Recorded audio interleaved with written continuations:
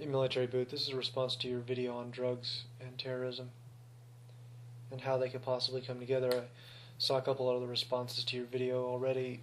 They really didn't respond to what you were referring to. You were referring specifically to drugs and terrorism and how terrorists are benefiting from drugs. I think it's apparent and there's no question that terrorists must get some of their money from drugs.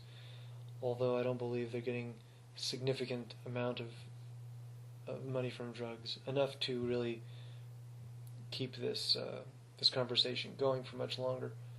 I mean, beyond this response, we should probably get on to other issues relating to drugs with more significant effects of drugs rather than terrorism. I think we both know that terrorists are primarily funded from sympathetic governments first and foremost.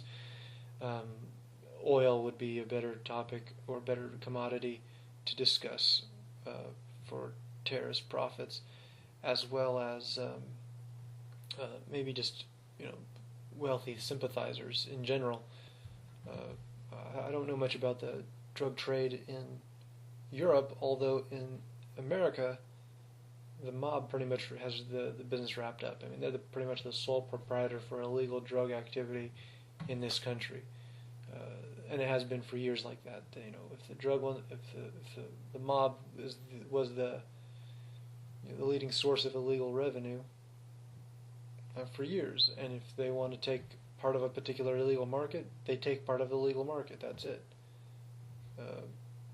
That's all there is to it. So the only way to get the mob out, at least in this country, the mob out of that illegal market is you have to legalize it, similar to what the days of prohibition and things like this, where the mob was into alcohol and now they aren't, not so much anyway.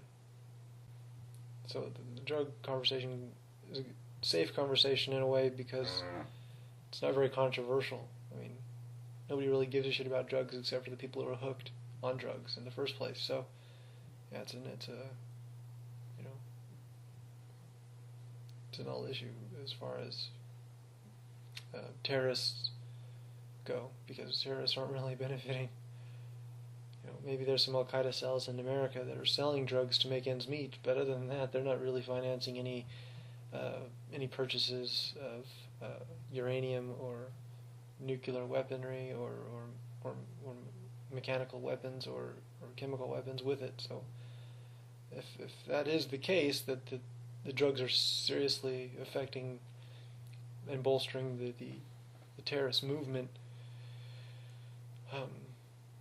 I hadn't heard about it. I hadn't certainly read about it. So it's great to have the conversation about it. I'm fairly detached emotionally from this subject. And I think that we should continue the conversation, but terrorism is a short view to this topic.